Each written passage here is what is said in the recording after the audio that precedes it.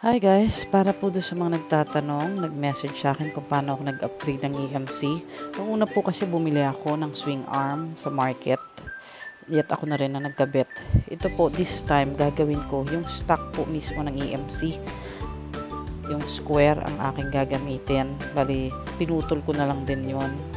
Ito po yung mga gamit. Yan yung bolt ng stock ng EMC. Ito po yung bagong bolt na binili ko. 1 inch na mas mahaba doon sa stock. So yun po yung pinaggamitan ng grinder.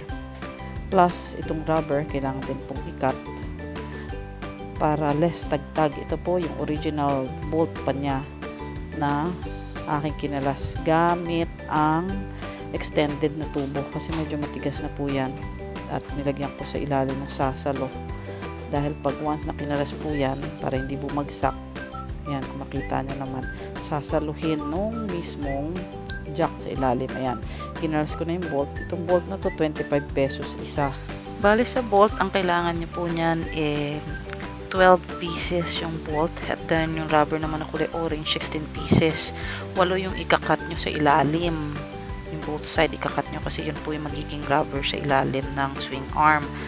Bali ito pong EMC ko, yung swing arm po sa harapan lang ang tinutol ko na ginawa kong individual swing arm kasi yung sa likod po square pa rin yun or as is, nilagyan ko lang din ng rubber, pinalitan ko ng bolt at nilagyan ng rubber kasi po kapag mabigat ang sinasakay o buong family, syempre mas matibay pa rin po yung square, yet malaki po ang i-reduce din na mismong tagtag nun kasi dati ang sakit sa ulo kapag once na hindi makinis o sabihin na natin simento tapos medyo malubak lang ng konti, ramdam na ramdam nyo yung libak tsaka tagtag nung naturang EMC.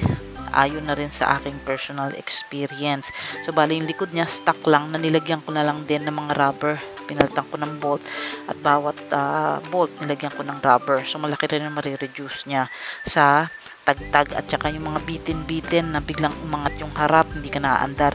Ito po yun nawala dahil nga doon sa pagkakaputol na ginawang individual swing arm yung harap, at para din po doon sa mga budgeted na hindi naman na kayang bumili pa ng individual swing arm, aminin natin medyo may costly po siya, especially yung sa pagkakabit.